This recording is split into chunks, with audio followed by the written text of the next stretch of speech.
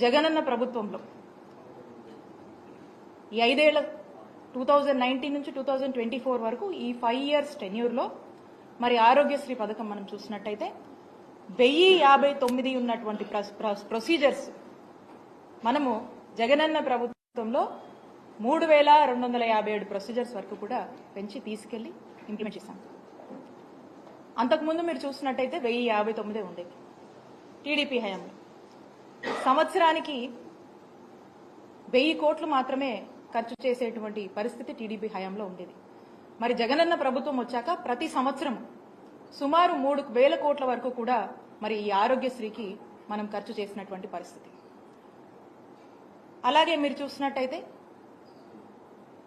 Empanelled hospitals, network hospitals రాష్ట్రంలో గత ప్రభుత్వంలో 1000 కన్నా తక్కువ ఉన్నటువంటి ఎంపానెల్డ్ హాస్పిటల్స్ ని వాళ్ళని ఎంకరేజ్ చేసి వాళ్ళకు కావాల్సినటువంటి ఫ్లెక్సిబిలిటీ, వాళ్ళకు కావాల్సినటువంటి ఫీసిబిలిటీ, వాళ్ళకు అన్ని విధాలుగా కూడా ఒక ఫ్రెండ్లీ వాతావరణాన్ని ఏర్పాటు చేసి వాళ్ళని ఎంకరేజ్ చేసి 1000 కన్నా తక్కువ ఉన్నటువంటి ఎంపానెల్ హాస్పిటల్స్ ని మరి 2300 హాస్పిటల్స్ పైగా కూడా విస్తరించేటువంటి అవకాశాన్ని జగనన్న ప్రభుత్వం నెట్వర్క్ హాస్పిటల్స్ కి ఇచ్చింది.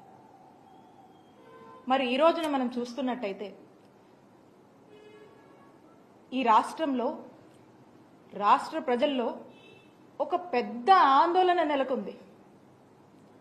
అదేంటంటే మనం చూస్తా ఉన్నాము, కూటమి ప్రభుత్వం ఏర్పడ్డాక కూటమి ప్రభుత్వంలో ఉన్నటువంటి మంత్రి గారు వారు మాట్లాడుతూ ఉన్నారు. ఏమని మాట్లాడుతూ ఉన్నారు? గత ప్రభుత్వము అప్పులు చేసిపోయింది, బకాయిలు పెట్టింది, మాకు బాధలు ఉన్నాయి, కష్టంగా ఉందని చెప్పి వారు మాటలు చెప్తా ఉన్నారు. నేను చెప్తా ఉన్నాను, గత ప్రభుత్వంలో అంటే చంద్రబాబు నాయుడు గారి హయాంలో 2014 నుంచి 19 వరకు వాళ్ళ హయాంలో వాళ్ళు మిగిల్చినటువంటి బకాయిలు 632 కోట్లుంటే ఆ బకాయిల్ని ఏమాత్రం కూడా మేము సాకులు చెప్పకుండా మేము బాధ్యత తీసుకొని మా జగన్మోహన్ రెడ్డి గారు, మా నాయకుడు జగన్మోహన్ రెడ్డి గారు వాటిని క్లియర్ చేసి 1050 ప్రొసీజర్స్ ని 3257 ప్రొసీజర్స్ కి పెంచి సంవత్సరానికి 1000 కోట్లు మీ హయాంలో మీరు ఖర్చు పెడితే 3000 కోట్ల వరకు కూడా ఖర్చు పెట్టి బ్రహ్మాండంగా రాష్ట్ర ప్రజలందరికీ కూడా వైద్య సేవలు అందించినటువంటి ఘనత జగన్మోహన్ రెడ్డి గారి ప్రభుత్వానికి దక్కింది. ఆ నమ్మకాన్ని కూడా ప్రజల్లో మేము నిలుపుకుంటున్నాం. మరి ఈ రోజున ఈ సాకులు చెప్తూ ఏవో అప్పులున్నాయని చెప్పి, ఏదో బకాయిలున్నాయని చెప్పి మీరు మీ బాధ్యత నుంచి ఏమైనా వైదొలుగుతున్నారా? మీరేం ఇండికేషన్ ఇస్తున్నారు అనేటువంటి సందేహము ఈరోజు రాష్ట్ర ప్రజలకు కలుగుతుంది అని తెలియజేస్తున్నాను.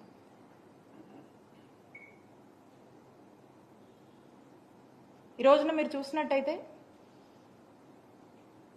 మేము అంటే మొన్న జనవరి వరకు కూడా ఏవైతే పెండింగ్ బిల్స్ ఉన్నాయో ఆరోగ్యశ్రీలో ఆ బిల్స్ అన్ని కూడా క్లియర్ చేసి జనవరి వరకు ఉన్నటువంటి పెండింగ్ బిల్స్ మేము క్లియర్ చేసి ఆ తర్వాత మళ్ళా ఏదన్నా కొత్త బిల్స్ అరైజ్ అయితే అవన్నీ కూడా టెక్నికాలిటీస్ అంటే లైక్ అవన్నీ అప్లోడ్ చేసి మళ్ళీ మా వరకు వచ్చి మళ్ళీ పేమెంట్ అనేది ఇదంతా కూడా ఒక రికరింగ్ ప్రాసెస్, కంటిన్యూస్ గా వస్తూ ఉంటే ఇదంతా ఒక రికరింగ్ సైకిల్ అనమాట ఇది. సో మా వరకు జనవరి వరకు ఉన్నవి కూడా మా జగనన్న ప్రభుత్వం క్లియర్ చేసి ఆ తర్వాత ఫిబ్రవరి, మార్చ్ ఏదైతే ఉందో అప్పటికి వచ్చినటువంటి అప్లోడ్ అయ్యి వచ్చినటువంటి మా దృష్టికి వచ్చినటువంటి ఏవైతే ఉన్నాయో అప్పటికి వచ్చేసరికి మార్చ్లో ఎన్నికల కోడ్ వచ్చింది. కోడ్ వస్తే మీకు తెలుసు. ఆ కోడ్ వచ్చిన తర్వాత ఇక ఎన్నికలు అన్ఫార్చునేట్లీ మేము అధికారంలోకి రాలేకపోయాం. ఆ విషయం మీకు తెలుసు. సో ఇంకా అప్పటి నుంచి ఉన్నటువంటి ఏవైతే బిల్స్ ఉన్నాయో ఆ బిల్స్ ఇప్పుడు కొత్తగా కూటమి ప్రభుత్వం ఏర్పడిన తర్వాత ఆ బిల్స్ ని క్లియర్ చేసి మరి ఎక్కడా కూడా ఇంటరప్షన్ లేకుండా వైద్య సేవలు అందించాల్సినటువంటి బాధ్యత ఈ ప్రభుత్వం మీద ఉందని గుర్తు చేస్తా ఉన్నాం.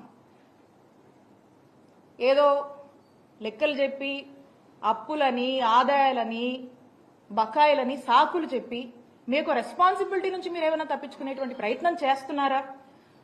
ఆరోగ్యశ్రీ సంబంధించి వాటి యొక్క బిల్స్ కి సంబంధించి ఈ సాకులు చెప్పి మీరు ప్రజల్ని ఏమన్నా ఒక ఆందోళన పరిస్థితిలో ఉంచేటువంటి ఒక ప్రయత్నం చేస్తున్నారా?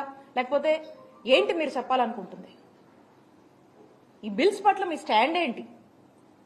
ఈ బిల్స్ అనేది మీ బాధ్యత. ఇది కంటిన్యూస్ రికరింగ్ సైకిల్ అని చెప్పి మీకు గుర్తు చేస్తా ఉన్నాం.